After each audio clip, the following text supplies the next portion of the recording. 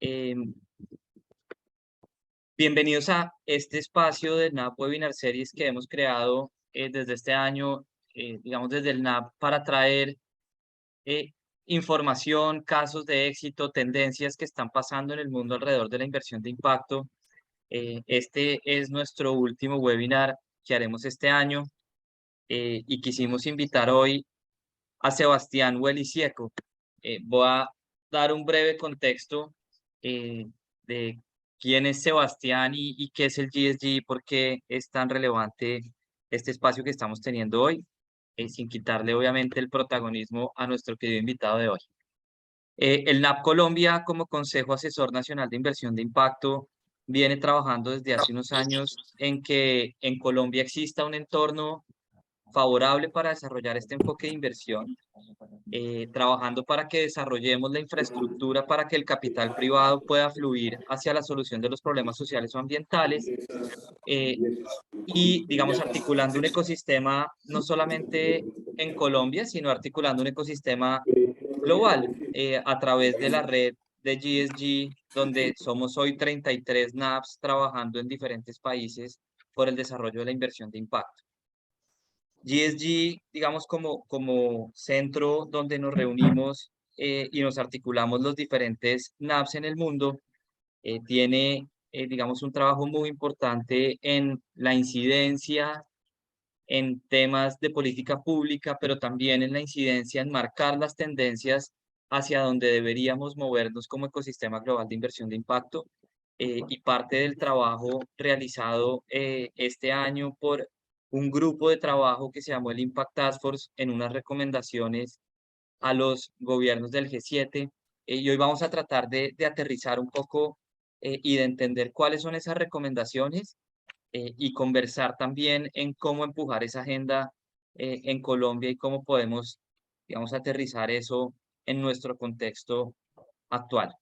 Sin más preámbulo, Welly, bienvenido eh, a este espacio, bienvenido a conectar nuevamente con el ecosistema colombiano. Creo que este año hemos hecho bastantes cosas y eso nos alegra mucho. Bienvenido y bueno, todos suyos a toda esta información que tiene para nosotros hoy. Bueno, gracias Juan Sebastián, y gracias a Anita y a todos en el NAP Colombia. Qué gusto estar acá. Todo lo que hicimos este año y todo lo que falta, porque estamos recién arrancando, diría. O ustedes están recién arrancando y se vienen cosas muy buenas que después también me gustaría que cuentes vos. Eh, para dar 2 segundos más de contexto a lo que venía diciendo Juan Sebastián. Bueno, yo soy Sebastián Huelicieco, me desempeño, cumplo el rol de jefe de políticas públicas del GFG a nivel global, y desde el equipo central, así como está el Grupo de Colombia, hay otros 34 países que son miembros de nuestra red en el mundo. Nosotros trabajamos desde el equipo central con todos estos países, esencialmente tratando de hacer 3 cosas fundamentales.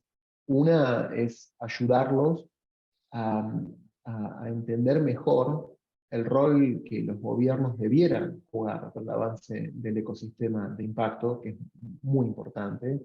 Ahora podemos hablar un poquito de eso.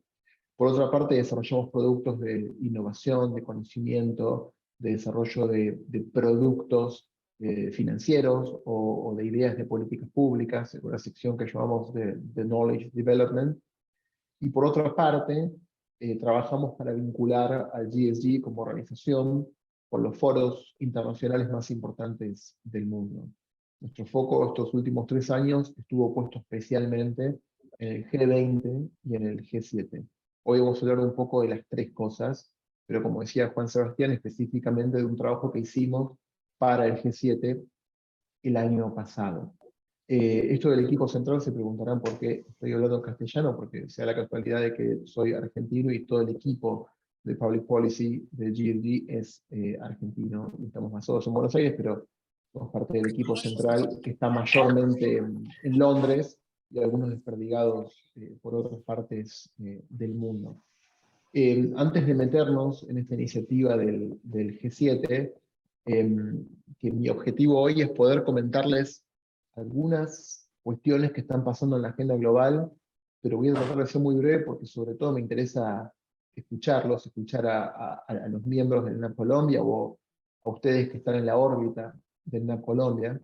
En particular escucharlos porque estas recomendaciones que son necesariamente globales, no somos muy conscientes de que tienen manifestaciones locales muy distintas. Y el estado de la conversación es muy distinto en diferentes países, y las cosas que se pueden tomar o no de estas tendencias globales también son diferentes con los diferentes países, por los climas políticos, por el espacio que hay a nivel normativo, institucional. Entonces sabemos que cuando sacamos recomendaciones de una iniciativa como la del Impact Task Force bajo el G7, esa agenda que nosotros pensamos que es globalmente relevante, tiene una posibilidad en Alemania, o en India, Colombia o en Corea del Sur, ¿no? Hay una raíz común, pero sobre todo me interesa compartir esa tendencia global y escuchar cómo lo ve el grupo de Colombia, y eso también va a servir mucho de insumo a un trabajo que venimos haciendo con Juan Sebastián, con Ana, con todo el NAM Colombia, con apoyo de Desarrollo. Ustedes vienen haciendo, digamos, que es generar una agenda de incidencia pública con el sector público colombiano, muy potente, muy contemporánea, muy ajustada al momento del país y al futuro del país. Eso ya después quizás Juan Sebastián les puede contar un poco más. Yo creo que esa agenda local colombiana se puede nutrir de ideas que vienen del G7 Impact Task Force, se debería nutrir de eso, porque en definitiva, insisto, estamos convencidos de que la agenda global pasa por ahí. Así que voy a tratar de tomar pocos minutos para tirar el ABC de este contenido, darles un poquito de contexto y después charlamos. ¿Les parece? ¿Te parece bien, Juan Sebastián? Perfecto, excelente. Dale, vamos ahí. Tuki. Voy a compartir pantalla. Las cosas suelen salir mal, a ver si sale bien. Compartir la pantalla. ¿Ustedes están viendo la pantalla ahí? Sí, Bueno, bárbaro. Les doy un contexto general. Ustedes, digo, les conté que el GFG a nivel global intenta, con éxito estos años, vincularse con los foros internacionales. En el 2021, el Reino Unido tuvo la presidencia del G7. Saben que el G7 es un foro de alto nivel internacional donde se juntan las 7 economías más importantes del mundo y plantean cuestiones de la agenda global. Muchas son financieras, otras no, pero cuestiones de política económica, de política exterior común a los países. Está Estados Unidos, Canadá, el Reino Unido, Japón, Italia, Alemania. Y el Reino Unido tenía la presidencia del G7 en el 2021. Nosotros ya desde el 2020 les propusimos al G7 crear un grupo de trabajo bajo su mandato, bajo su presidencia, que se dedique a investigar cuáles eran las tendencias más importantes en el mundo de la inversión de impacto, y sobre todo, como dice ahí la presentación, perdón, la presentación está en inglés, yo voy a ir traduciendo mientras hablamos, son materiales que usamos a nivel global. La pregunta es cómo aceleramos los flujos de inversión privada para responder a la agenda social y ambiental en el mundo. Esa fue como la metapregunta. La inversión de impacto no nació este año, por supuesto, y de hecho el propio GFG nace de una iniciativa del G7 que con la anterior presidencia británica del G7 en el año 2013 se formó un task force, un grupo de trabajo que se llamó en su momento Social Impact Investment Task Force, que elevó recomendaciones. En ese momento el mercado global de Impact Investment era mucho más chico, el desarrollo de herramientas era mucho más limitado, los frameworks, los mecanismos, por ejemplo, para medir impacto eran mucho más rústicos. Entonces, habiendo pasado 8 años de esa experiencia, le propusimos al G7 revisitarla, también bajo la presidencia británica, y decir, en el 2013, por ejemplo, de ese trabajo, que fue muy importante, había un capítulo que se llamaba The First Trillion, el primer trillón de dólares. Era como un objetivo en ese momento muy lejano.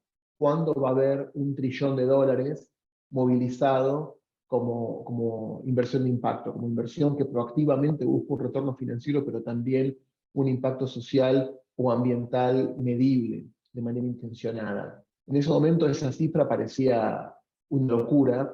Este año, en este momento, en la conferencia del GIN, que está teniendo lugar en La Haya, en los Países Bajos, anticiparon que el tamaño del mercado ya superó el $1 trillón. Ahora, en el año 2021, la pregunta que nos convocaba es, ¿cómo hacemos para escalar eso aún más allá del $1 trillón? Porque $1 trillón es un montón, parece un montón, pero sigue siendo hoy una porción menor de, por ejemplo, los $100 trillones que están profesionalmente manejados por gestores de fondos. Entonces, una 100ª parte. Y también se cree, o se dice, que hay entre 50 y 55 trillones de dólares de inversión que tienen etiquetas ESG, ASG en castellano. Cumplen criterios ambientales, o sociales, o de gobernanza, o más de uno. Entonces, ¿por qué el impacto es uno de 55 o uno de 100? ¿Qué tiene que pasar para que sea mainstream? ¿Y qué queremos decir con la diferencia entre ASG e Impact? De alguna manera, ASG o ESG históricamente tuvo que ver con lo que en inglés se llamaría negative screening. Que las inversiones no estén yendo a sectores, actividades, a proyectos, a compañías que están dañando el medio ambiente o que están dañando la sociedad. O sea, no hacer el mal, alejarse de actividades contaminantes o de tabaco o de venta de armas. Hay muchos fondos que están comprometiéndose a que su portafolio sea ESG. El impact, de alguna manera, es una especie de versión más agresiva del ESG, que no solamente se preocupa por no hacer daño, sino por proactivamente generar un impacto, como decía antes, social y ambiental positivo medible, que ustedes lo saben. ¿Por qué es $1 trillón y no es 50 trillones? Y esos 50 o 55 trillones de ESG, ¿son todos igual de íntegros? ¿O adentro de esos 55 trillones hay metidas cosas que consiguieron una etiqueta ESG, pero sin mucha integridad? Entonces lo que nos preocupó en el 2021 es un tema de escala y un tema de integridad. Al Reino Unido también le pareció importante esto, nos dio un mandato al GSG como líder de iniciativa para formar este Impact Task Force establecido bajo el G7, y eso fue lo que hicimos. Juntamos, a ver si esto ahí está perfecto. Formamos un comité ejecutivo que lo organizamos alrededor de 2 grupos de trabajos técnicos que ya les contaré un poco más.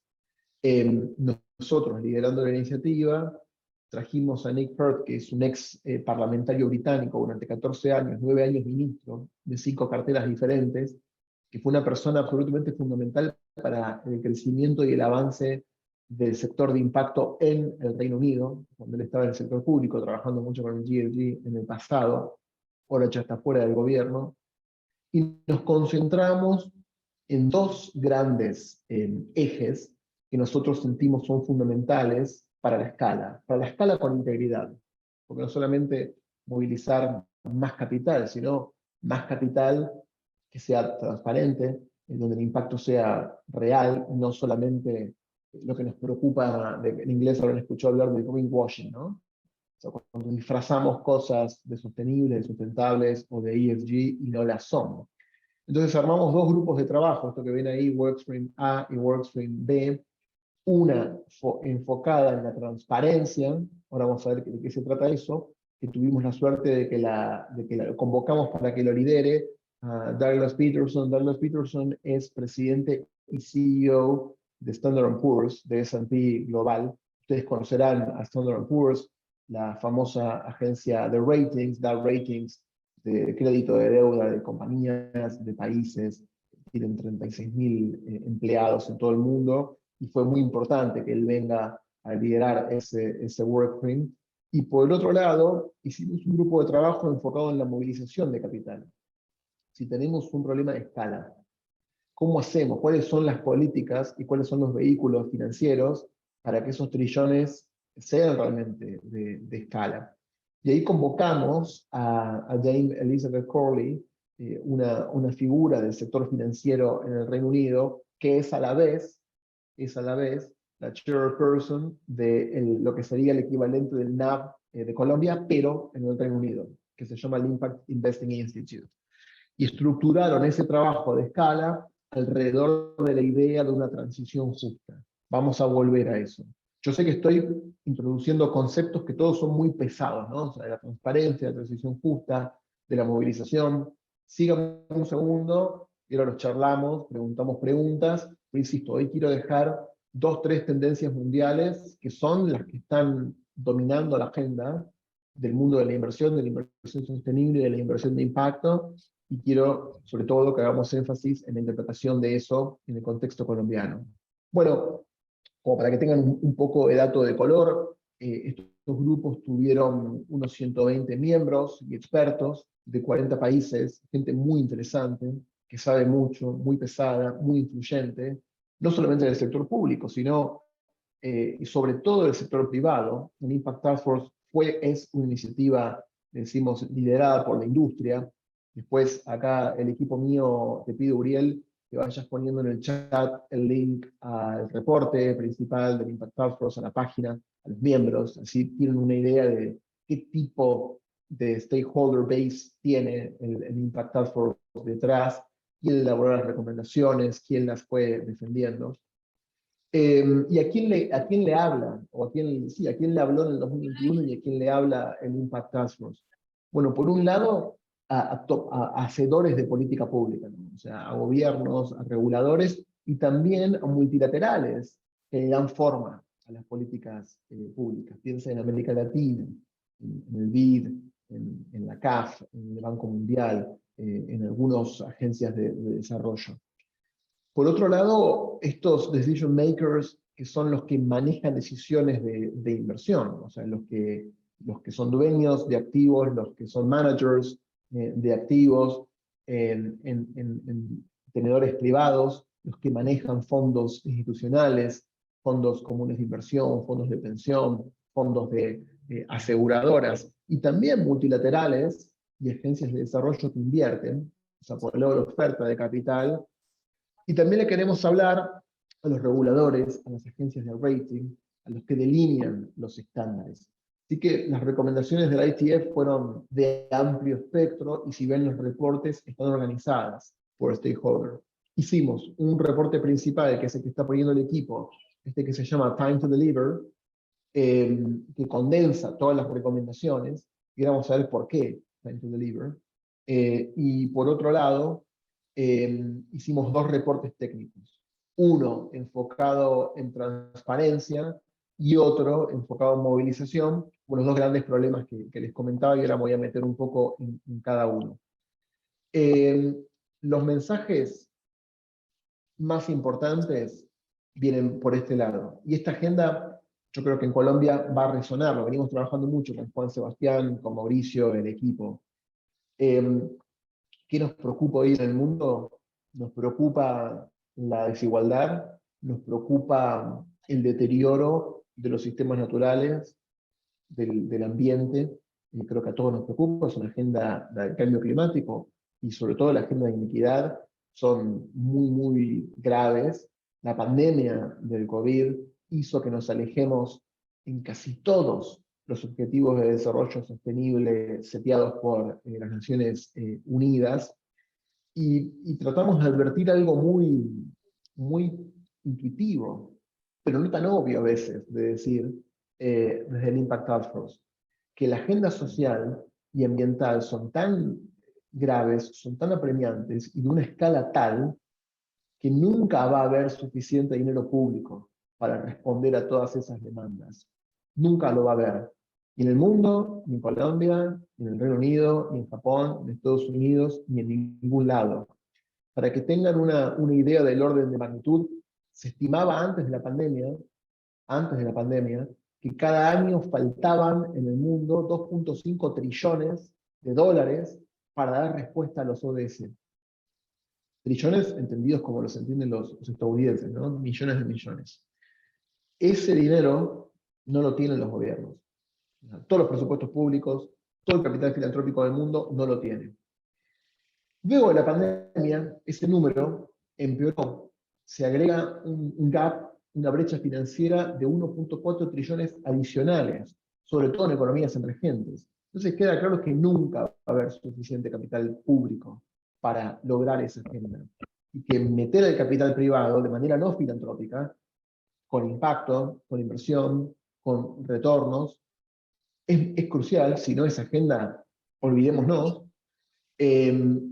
Y que estamos en un momento en el que queda claro que los riesgos de no responder a esa agenda son muy grandes. Y nosotros, especialmente como latinos, no hace falta que nos lo recuerden.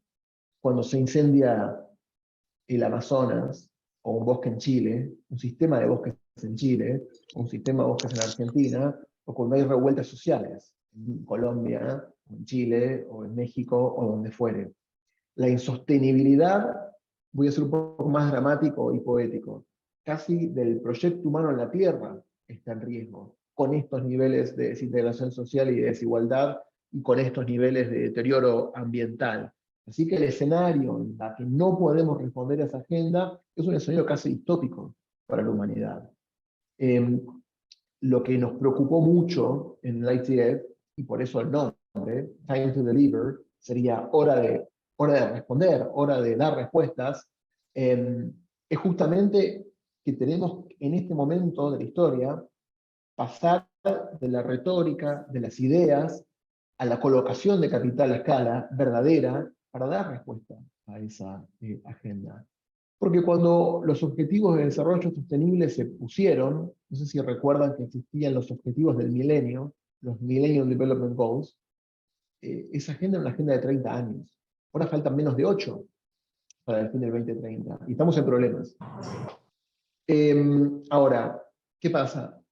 Por un lado, hay como vientos de cola, que son oportunidades, Por el lado de la demanda, y esto me gustaría ver cómo lo sienten en Colombia, por el lado de la demanda, vemos que los mercados de capital están cada vez más interesados en darle prominencia a cuestiones de ASG y en menor medida de impacto, que por el lado de la demanda, los colocadores de productos financieros están creando cada vez más oportunidades de inversión diversas que responden a requerimientos ESG y que responden a requerimientos de impacto. Eso no era así hace 10 años. Y que también los cambios en la tecnología digital están haciendo posible soluciones contemporáneas, modernas, baratas, para dar respuestas programáticas a algunos de los problemas que estamos teniendo. En Colombia, ni hablar, posiblemente tenga hoy el mercado de innovación de startups con sesgo de impacto más importante de América Latina. No hace falta que se los diga yo a ustedes. No solo de impacto, ¿no? Startups tecnológicas de cualquier índole, incluyendo las de impacto. Y también esa tecnología nos permite tener mejores aproximaciones a medir los impactos, que es un tema históricamente difícil, históricamente complejo, históricamente costoso. Pero vemos que la tecnología está jugando cada vez un rol para hacer eso más mainstream, más simple, más estándar, más barato, que es muy importante para que esto pueda ser universal y las inversiones tengan integridad. Así que todo eso es positivo. También lo estamos viendo por los consumidores, ¿no? Que están demandando productos, que sepan cuál es el efecto de esas compañías. Pero por otro lado también hay vientos de frente, así como hay vientos de cola. Hoy tenemos para toda la parte de transparencia y medición todavía frameworks de estándares y regulaciones que están absolutamente fraccionadas. No hay un sistema global que dice así se mide y así se reporta el impacto. Piensen en los sistemas para medir el riesgo o para medir el retorno financiero. 100 puntos básicos de riesgo, 100 puntos básicos de retorno financiero, son 100 puntos básicos de retorno financiero en Colombia, en Egipto, en Japón o en Estados Unidos. porque la humanidad creó frameworks absolutamente universales, no fue de un día para el otro que todos usamos. Y cualquiera de ustedes que tiene un conocimiento financiero, o que opera una compañía, o que opera en un fondo de inversión, eso es parte de su trabajo en el día a día, de su lógica, de su formación. Casi que ni se lo cuestionan, porque vino puesto para gente de nuestra generación. Eso se empezó a desarrollar en la década de 1930. Ahora, esos estándares globales, uniformes, armonizados, aceptados para el impacto, no existen aún. Eso genera una complicación, pero también hay una oportunidad y un trabajo del que vamos a hablar. Por otro lado, eso hace que la información no financiera sea difícil de comparar. Difícil de reportar y difícil de comparar. Yo quisiera comparar el resultado neto de compañías en diferentes partes del mundo, es muy fácil de hacer. Comparar la información no financiera de esas compañías es muy difícil de hacer. Primero que nada, porque cada una reporta si quiere, reporta, si no quiere, no reporta, y lo que reporta es muy distinto.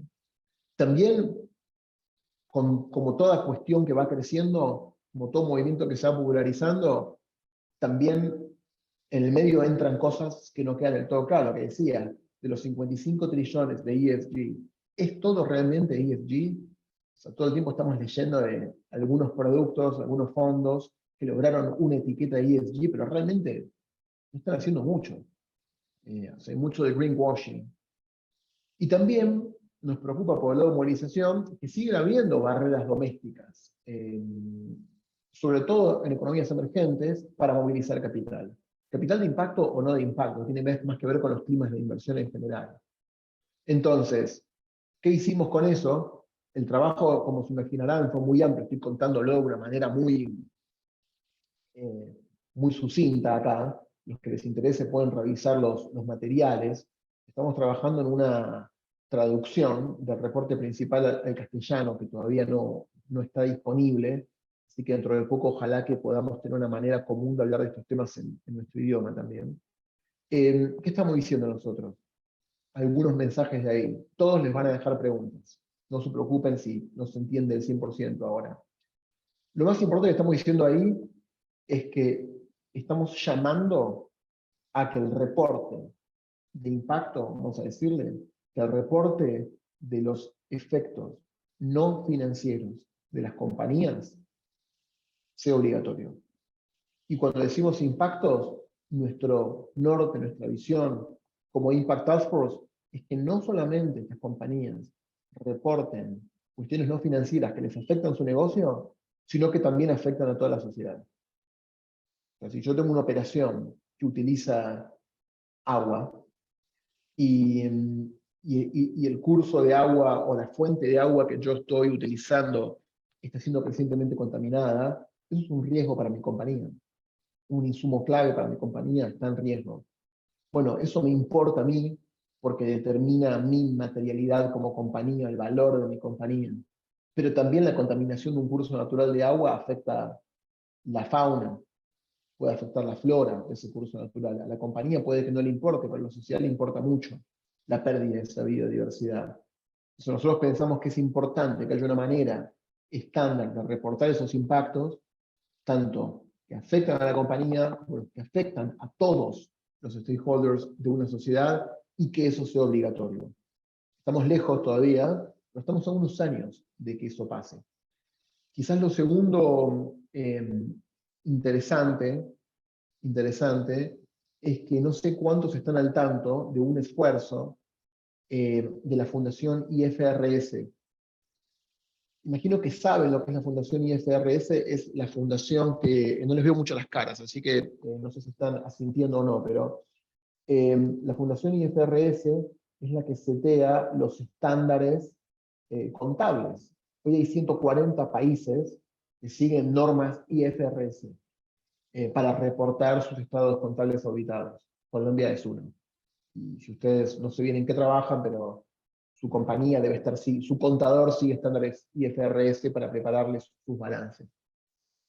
La Fundación IFRS, en noviembre del año pasado, lanzó una iniciativa, un grupo, que es ese que se llama ISSB, International Sustainability Standard Board. Vamos a decirle como algo así como el Comité del Comité de Determinación de Estándares de Sostenibilidad Internacionales. ¿Qué quiere decir? El objetivo es que así como hay una manera global, estandarizada, que 140 países siguen para reportar resultados financieros, haya un set de estándares globalmente aceptados, armonizados, que valgan tanto en Colombia como en Japón, como en Egipto, como en Estados Unidos, para reportar la información no financiera. Ese proceso existe, arrancó en noviembre, como dije, se formó este board, el board lo lidera Emmanuel Faber, que posiblemente algunos de ustedes lo recuerden como CEO de Danone, en francés, un board muy potente. Le pido al equipo que ponga links de la página de IFRS, de la página de ISSB, donde pueden leer un poco más de esto. Es una discusión muy técnica, un poco intimidante, pero muy fascinante, y lo que va a pasar es que esos estándares dentro de 2 o 3 años van a estar listos y va a haber mayor adopción de eso. Entonces, es una discusión para meterse desde ahora, porque las compañías de ustedes van a tener que empezar a reportarlo. O si ustedes son inversores, les van a tener que empezar a pedir a sus compañías. Y muy posiblemente esto se vuelva mandatorio para los gobiernos y se traduzca en regulación local. Así que esto que hoy parece lejano, dentro de muy poquito, va a ser algo absolutamente habitual en nuestros negocios. Nosotros como GSG estamos honrados de haber sido invitados al Comité de Sustentabilidad de IFRS, de ISSB, del que estoy participando, así que también este es un llamado a trabajar juntos, porque lo que se espera es que traigamos perspectivas. ¿Qué nos preocupa hoy? Que esos estándares, hoy lo que se diseñe sea muy complejo, o sea solamente posible en mercados muy sofisticados, con entornos de data muy sofisticados, y que después nos toque reportar así en Colombia, en Argentina, en México o en Turquía, y digamos, esto yo no lo puedo hacer, o es muy caro para mis compañías, o no tenemos el expertise. Entonces, este es el momento para participar de la delineación de esos estándares, nos habla a nosotros como latinos, para que sean realmente globales y que sean adoptables, en este caso por las compañías colombianas. En Colombia tiene que haber una autoridad gubernamental, que en muchos países, por ejemplo, es la Comisión de Valores, no sé cuál será en Colombia, que es la contraparte de IFRS.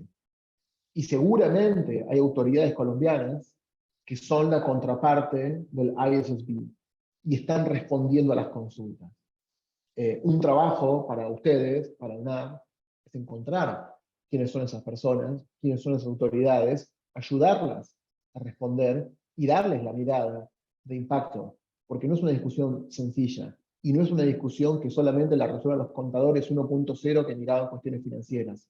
Así que ahí me parece que hay una tarea para todos los países, en este caso para Colombia y para NAB, para involucrarse muy de cerca en esta discusión, que insisto, es intimidante, puede parecer aburrida, puede parecer excesivamente técnica, pero esto va a cambiar en muchas medidas el ADN de la información financiera y no financiera y va a afectar los flujos de capital.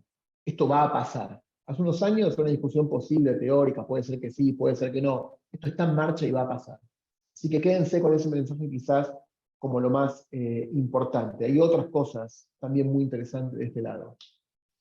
Por otro lado, hablamos de los desafíos de la movilización.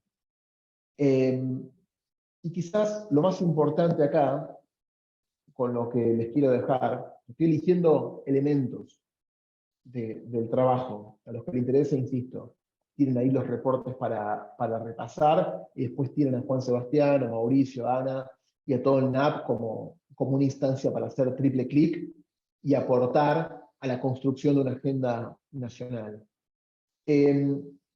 Empezamos a hablar de manera más sistematizada del concepto de una transición justa. ¿Habrán escuchado hablar de la Just Transition o la transición justa? En nuestra aspiración a tener economías carbono neutrales y de bajar las emisiones de carbono, que es muy importante, cada vez más hay conciencia de que esa transición tiene que ser hecha con la gente adentro, digamos, con las comunidades adentro, porque eso tiene que ver con la sostenibilidad del propio proceso. Se habla mucho, por ejemplo, del caso de Sudáfrica. Sudáfrica tiene una matriz energética que depende mucho del carbón, queman carbón para producir electricidad. Bueno, eso vos lo podés discontinuar. por un objetivo ambiental. Ahora, eso en el corto plazo va a tener un efecto muy traumático sobre la economía, sobre el mercado de trabajo.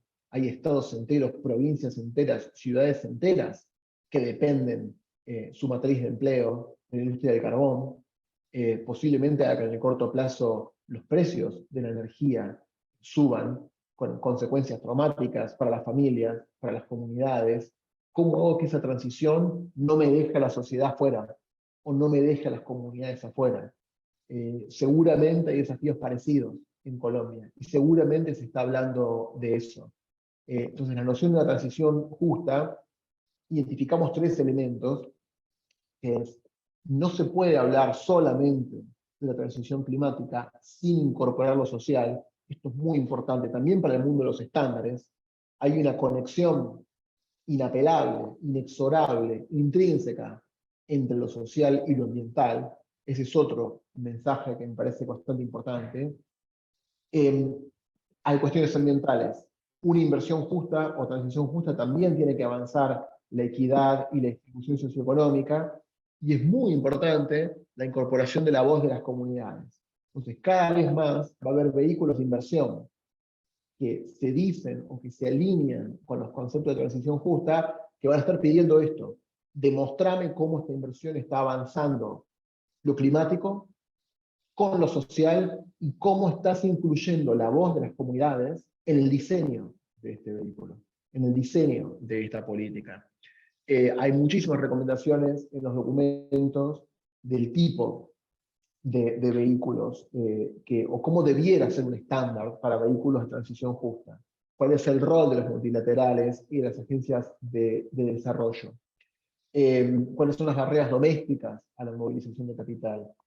Pero quédense con esto de la transición justa y sepan que como tendencia empieza a ser cada vez más un tema más apremiante. Y ustedes, ya sea que estén en el lado de la demanda de capital, van a tener que empezar a explicar cómo sus proyectos responden a la transición justa. Si son managers de un fondo, van a tener que explicar cómo están guiando sus inversiones con la transición justa, y sobre todo vamos a tener todos que optimizar los programas para que cumplan con estos criterios. Les dejo dos, tres datitos para darle un poco más de color a todo esto. Miren el grado de confianza que hay en las compañías por parte de la sociedad. Colombia no está tan mal en términos comparativos. Esto es data que traje de una conferencia del BID. Este es el porcentaje de la gente que confía en las empresas. En Colombia es un poquito menos del 50% confía en las empresas nacionales, y un poquito menos que eso confía en las empresas internacionales. ¿Qué quiere decir? La gente, a la corporación, a la empresa, a la compañía privada, no la está viendo como un agente del cambio. No la está viendo como un agente del cambio. En muchos casos hay desconfianza, la ven como un enemigo. También por eso la división social. Así que a muchas compañías la agenda de transparencia les importa por los requerimientos de estándares, pero también le importa por las exigencias que le van a plantear sus propios consumidores. Quieren saber a quién le están comprando, quieren saber con quién están contratando, o los jóvenes quieren saber en qué compañía están trabajando. Hoy no lo saben, porque la información de las compañías es puramente financiera, por lo tanto es incompleta, y por lo tanto es poco transparente. Esta revolución es muy fundamental, y creo que este dato del bajo nivel de confianza en las compañías que tenemos en América Latina, algo nos tiene que estar interpelando, algo nos tiene que ir diciendo, a pesar de que Colombia esté en mitad de tabla, o un poquito mejor que mitad de tabla. Y lo mismo pasa en América Latina con la confianza en las instituciones políticas, que es muy baja, que es muy baja. Fíjense que este indicador de confianza general está en el punto mínimo desde 1996, y no llega al 13% de la sociedad que confía en general. El Poder Judicial pareciera que es el que menos peor está, pero tenemos también un problema de accountability con la sociedad, tanto en el sector privado como en el sector público. Eso para mí es un indicador, es un termómetro de por qué la agenda de transparencia también es importante, tiene un sentido práctico. Si les parece, vamos a dejar ahí, insisto, hay un grupo de trabajo internacional, lo lidera el GSG Central, Colombia es un miembro muy importante de esta familia internacional. Este trabajo que hoy yo traté de contar en estos minutos llevó muchos meses, mucha complejidad. Creo que está bien capturado en estos reportes. No quiere decir que tengan que haber entendido todos los detalles hoy, pero yo sí creo que nosotros estamos convencidos de que la agenda internacional está yendo por ahí, hacia mayor transparencia, hacia mayor movilización de capital para la transición justa. De alguna manera esto le va a pegar a Colombia, que es una economía muy abierta y muy integrada al mundo, y me parece que el NAB y todos ustedes que están en este llamado, como comunidad que le interesan estos temas, como comunidad que le interesa el impacto, están llamados a jugar un rol protagónico, no de followers, sino de líderes en esta conversación, vinculándose como tomar de decisión como inversores o haciendo el correcto lobby, la correcta influencia a su sector público para que participe en estas conversaciones a alto nivel y que la regulación, las maneras de operar, los negocios en Colombia estén cada vez más a tono con esta agenda que, insisto, por arriba, por abajo, de costado, nos va a pegar a todos los países de América Latina, le va a pegar a las compañías estadounidenses que operan en Colombia, que tienen suppliers en Colombia, que tienen subsidiarias en Colombia, y ahí vemos nosotros con humildad la tendencia global de por dónde viene el desafío siguiente del impact, que es cómo pasamos de 1 trillón y poquito a que los 100 trillones de activos profesionalmente manejados cumplan con una agenda de impact. Eso está pasando en el mundo. Me encanta que ustedes se interesen por estos temas. Gracias, Juan Sebastián, por la oportunidad de compartirlo. Y ahora, si te parece, comandanos vos. Me interesa mucho saber, bueno, qué piensan de todo esto que les tiré por la cabeza, que es un poco amplio. Willy, muchas gracias por esta presentación. Yo creo que cada vez que uno empieza a profundizar en esto se da cuenta la gran oportunidad y yo creo que el escenario en Colombia de alguna manera está dándose para poder impulsar, pero me gustaría oír algunos comentarios y algunas preguntas de quienes nos están acompañando hoy en este espacio. Entonces voy a dar un espacio para que el que quiera pueda preguntar, comentar eh, lo que nos presentó Sebastián.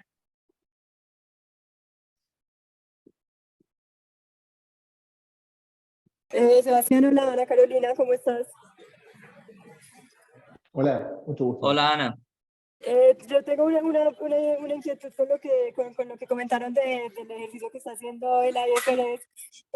Y yo he estado mirando mucho y siguiendo también a un ejercicio que se llama Harvard con lo que es el Impact Weighted Accounts. Y no sé si ellos están relacionados, si están trabajando en la misma vía, porque me da, pues con lo que mencionas y la importancia que estamos llevando a todo el mundo a que el impacto se mida realmente en algo más estándar, que también estemos haciendo el mismo ejercicio de replicar ideas en varias partes y que no podamos llegar como a un tema común. No sé si tiene conocimiento de este tema de Harvard. Excelente, creo que te entendí la pregunta. ¿De dónde sos, Ana? ¿De qué institución? Yo trabajo en Naciones Unidas, en un fondo que tenemos en Naciones Unidas para la implementación de los acuerdos de paz. Excelente. Bueno, gracias. Sí, bueno, no quise entrar en eso en la presentación para no quemarles el cerebro de una, pero es muy importante lo que trae Ana a la mesa. A ver si lo puedo explicar en castellano y para que los más curiosos lo vayan mirando. Una cosa es hacer un disclosure de un impacto en una unidad de medida física. Por ejemplo, toneladas de carbono no emitidas, no contaminadas, o puestos de trabajo creados en comunidades vulnerables.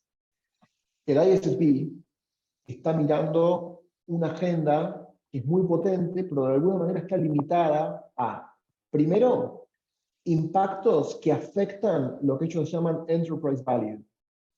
Otros les llaman single materiality, materialidad simple.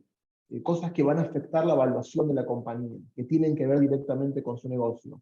Y no está mirando, por ahora, no lo tiene en su mandato, impactos a la sociedad por fuera de lo que le va a afectar a la empresa. Pero todas esas medidas de reporte de estándares, insisto, van a ser físicas. Lo que pregunta Ana Carolina es que hay otra iniciativa complementaria que nació en la Universidad de Harvard, en la Escuela de Negocios, de la mano del GFG. O sea, el impulsor de eso es el fundador y chairman del GFG, Sir Ronald Cohen, que se llama el Impact Weighted Accounts Initiative. Impact Weighted Accounts Initiative, o IWAI. ¿Qué quiere decir eso? El IWAI se está proponiendo ponerle un signo, una evaluación monetaria a esos impactos. Porque ellos dicen, bueno, pero ¿cómo hago para comparar puestos de trabajo creados con una tonelada de carbono emitida o con más diversidad en el workforce? O sea, tengo una pera, una banana, una manzana. ¿Cómo hago para compararlo? Y ellos creen, nosotros creemos también en el GFG, que llevar todo a una expresión monetaria en dólares es absolutamente fundamental para poder integrar los reportes no financieros al análisis financiero. Entonces, ¿qué vino haciendo iWay todos estos años? El equipo le pido que ponga la página de iWay en el chat. Fascinante el trabajo. Con información pública de compañías estadounidenses, derivaron métricas de evaluación de los impactos, pasaron por un sistema que tienen todo open data, pueden ver los datasets, pueden ver las metodologías, es un tema muy apasionante, y fueron poniéndole precio, poniéndole valor, vamos a decir, poniéndole evaluación monetaria a los impactos de las compañías. Entonces ellos te dicen, bueno, acá yo tengo dos compañías, que una tiene tanto revenue, o tiene tanto net profit, y la otra quizás tiene el mismo net profit. Pero si miramos, si le pusiéramos precio al daño ambiental que causan, esta compañía tiene pérdidas y esta compañía no. Entonces van a ver que en la página de iWay comparten información y comparan a Pepsi con Coca, o a dos retailers, o a 4 aerolíneas, diciendo, su verdadero valor es este, cuando le ponemos precio a sus impactos positivos y sus impactos negativos. ¿Qué dicen ellos? Nosotros como consumidores, de alguna manera, no sabemos a quién le estamos comprando. Cuanto más transparente sea la información, vamos a tener mejores posibilidades de decir, compro Pepsi, compro Coca, viajo en American, viajo en United, porque las evaluaciones de su contaminación, o por ejemplo sus impactos en el mercado de trabajo, que son dos temas que trabajaron mucho, hacen que la compañía realmente tenga este valor. Ni hablar si somos inversores que están invirtiendo en esas compañías. En castellano, la idea sería como contabilidad, vamos a llamarle ponderada por impacto. O sea, no solamente financiera, sino también que monetiza los impactos no financieros. Entonces, eso es súper importante, es parte de las recomendaciones del ITF, no es parte del mandato del ISSB. El ISSB no se va a meter en nada con valuaciones monetarias de los impactos, pero sí el iWay quiere montarse sobre el sistema de métricas físicas de ISSB y ponerle precios, ponerle valores de dólares para poder expresarlo todo en dólares con dólares. Este trabajo es fascinante, también nosotros creemos que esto va a cambiar en buena medida el ADN de varios elementos del capitalismo, si se quiere. Y lo último que les cuento es que iWay, hace muy poquito, salió de Harvard y se constituyó como una organización en sí misma, que se llama el International Foundation for the Evaluation of Impacts, IFBI. Así que a partir de ahora, iWay se vuelve IFBI con un mandato muy agresivo de llevar todo este trabajo técnico al próximo nivel, montarse sobre ISSB casi como si fuera un plugin, y decir, yo te tomo tus métricas físicas y además les pongo precio. Es importantísimo. Así que gracias, Ana Carolina, por levantarlo. Sandra, adelante. Y muchas gracias por estar acá. Sandra es quien lidera hoy un esfuerzo que estamos haciendo en conjunto con FEDesarrollo en recomendaciones de política pública. Entonces, bienvenida y te oímos. Gracias, Juan Sebastián. Y hola, Sebastián, qué bueno verte acá. Es muy interesante el resumen que has hecho del trabajo, que es realmente muy importante todo el contenido que tiene.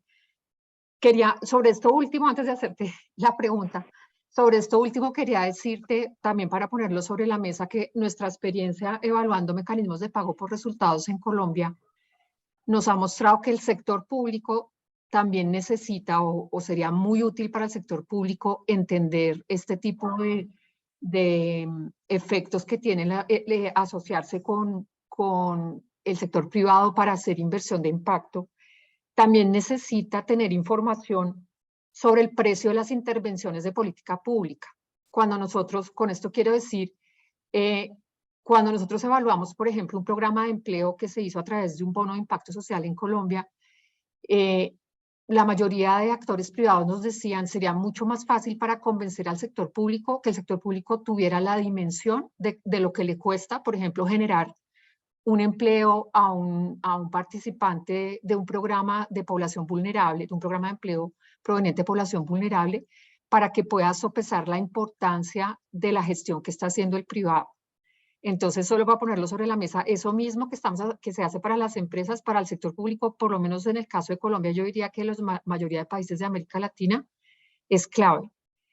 Y esto me lleva a lo segundo, y es que nosotros pues en el desarrollo de este trabajo hemos estado hablando con personas del sector público relacionadas con temas de inversión, de pago por resultados, y en general digamos que el problema que uno ve en América Latina es, pues porque lo hemos hablado también con gente de otros países, es que la falta de una instancia de continuidad en los cambios de gobierno hace muy difícil que se institucionalice, darle escalabilidad a este tipo de iniciativas, porque siempre es como en cada gobierno alguien llega con la iniciativa, encuentra a unos champions, logra que se meta dentro del tema de política pública y después en el cambio de gobierno hay que empezar desde cero.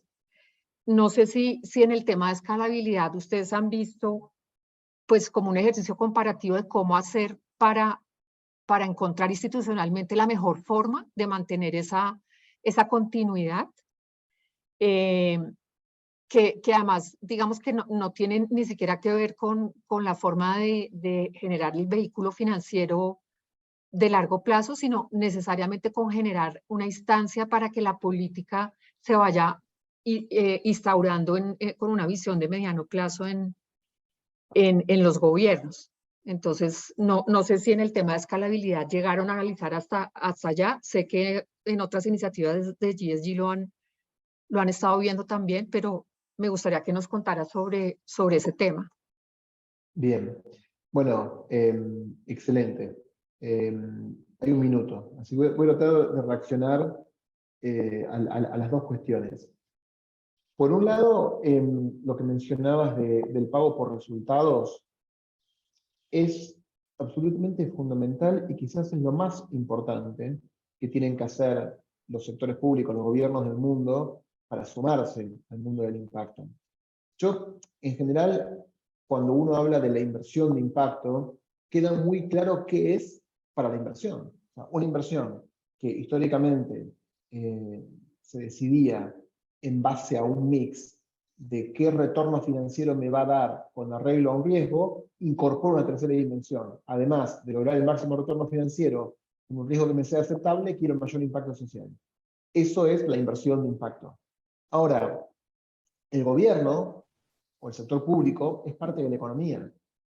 Esta analogía de riesgo-retorno de impacto para el sector público no existe, porque el sector público no piensa en términos de retorno financiero, ni siquiera piensa en términos de riesgo, cuando es una decisión de invertirle a un programa de educación o sacar budget y ponerlo en salud o ponerlo en cualquier otra cosa. ¿Qué quiere decir el impacto para el sector público? El sector público te va a decir, yo soy 100% impacto porque a mí me votaron para lograr el bien común. Así que no me vengas a hablar de impacto porque mi mandate es impacto. Ahora, lo que llamamos transparencia en el sector público, no es realmente transparencia. La transparencia del sector público es cuando el sector público te cuentan qué gastó la plata.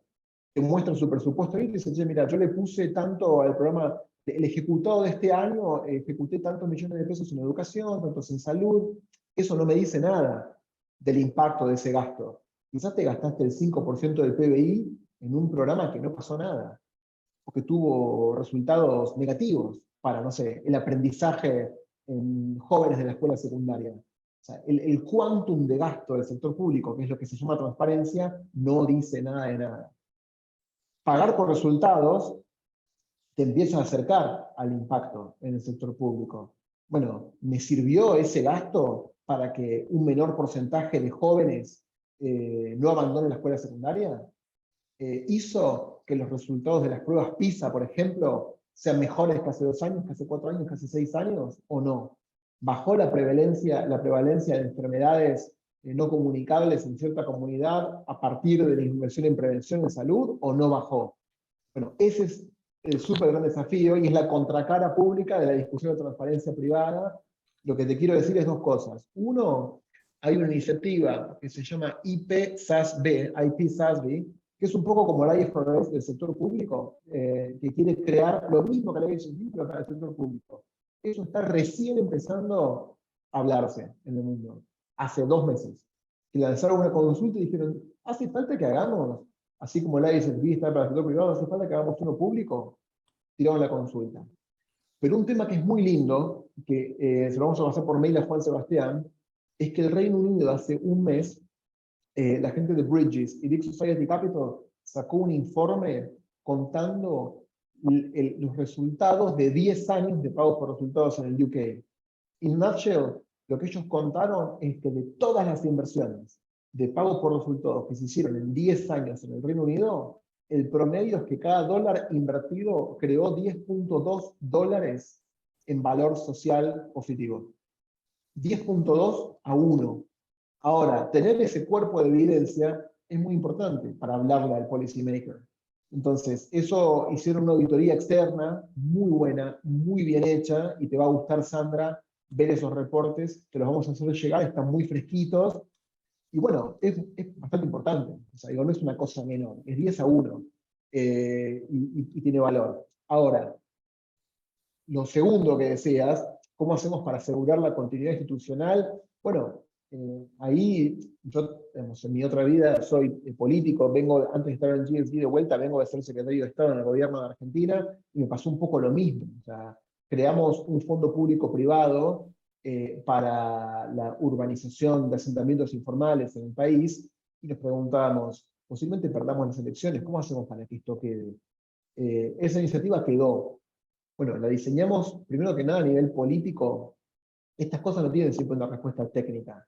Digamos, si cualquier política pública, de impacto o no de impacto, mi idea, más por experiencia, es que si son realmente políticas de Estado, tienen que ser co-creadas por diferentes sectores, diferentes partidos. No es siempre fácil de hacerlo, pero en el momento hicimos un esfuerzo muy grande por juntar a gente que no se hablaba, aún siendo nosotros gobierno. Convocamos a los que nos tiraban piedra contra la Casa Rosada, convocamos a los que nos operaban en los medios, en un gesto de bajar la guardia y decir, ¿nos importa el hábitat informal? Bueno, en esto hagamos una especie de bandera blanca y nos ponemos de acuerdo. El rol de los multilaterales muchas veces es importante, porque los multilaterales quedan. Cambia el gobierno, el BID queda, el PNUD queda, el Banco Mundial queda, CAF queda, a veces dan una mano, y es muy importante contar con ellos para la continuidad. Gente como el NAP también queda. No quiere decir que esto sea fácil o que todos vamos a cantar una canción de Michael Jackson abrazados, pero el proceso, o sea, no ver la dimensión política de esto es un poco naif. O sea, una construcción política muy compleja, con mucha fricción, pero la resolver desde la política, y tiene que haber un líder político que lo quiera hacer. Tiene que haber líderes políticos de todos lados con el corazón abierto para bajar la guardia y lograr ese consenso. Ahora, después también hay una manifestación casi jurídica institucional. Nosotros, ¿qué hicimos? Sacamos una ley nacional, que la hicimos pasar por el Congreso, y la negociamos de una manera tal que precocinamos un acuerdo para que salga por unanimidad, y fue votada a favor 100% en las 2 cámaras, de diputados y de senadores. Eso nos llevó 1 año de consenso, y todo el mundo opinó, cambió la línea, cambió lo otro, cambió el gobierno y eso quedó. pero porque fue un proceso de construcción de 2 años y medio, en el que, ¿de quién es el proyecto? Bueno, lo lideró el gobierno anterior, pero todos se sentían un poco parte de eso, y todos lo defendieron. Bueno, eso tiene que ver más con el proceso de construcción serían política. 20 días Con las hábiles, más o menos. recomendaciones, bueno, sí, son 20 O de 10 años, corrido. pero con los procesos digamos, que ustedes van a estar recomendando en la política pública, me parece que alguna cosa que puede parecer una victoria de corto plazo que pensás que el siguiente gobierno va a discontinuar y posiblemente es una mala iniciativa. Para mí hay que buscar ese fine tuning desde el día 1. ¿Cómo hago para tratar de hacer un lock-in de eso para que no se desvanezca al día anterior? No hay una fórmula, no hay una receta. En el contexto colombiano no me animaría ni a aventurarme por dónde empezar, eso lo saben ustedes.